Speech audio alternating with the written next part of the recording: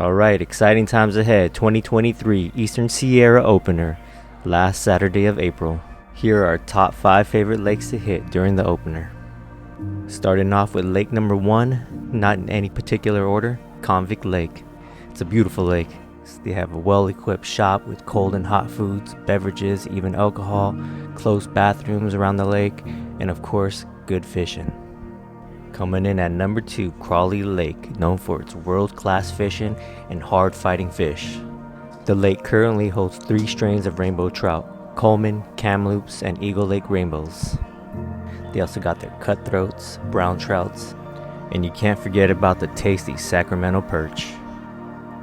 Next up is a little gem, Gull Lake, located in the June Lake Loop. I usually like to float tube this lake, just working the shoreline, throwing mini jigs, minnows, castmasters. That usually gets the job done. Are you going to the opener, and what lake do you plan to fish first? But the big question is, with all this snow, are the lakes going to be all thawed out by the time opener comes? Comment your thoughts below. At number 4, we have Silver Lake, also located in the June Lake Loop. What's nice about this place, they got a tackle shop for all your fishing gear. They have a nice cafe. If you're hungry, just go over there and go eat. This lake has treated us very well throughout the years. Rarely do we get skunked here.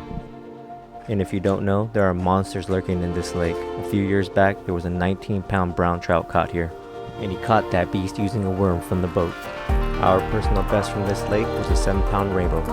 If you haven't seen the video, we'll link it below. Last but not least, at number 5, we got the Bridgeport Reservoir.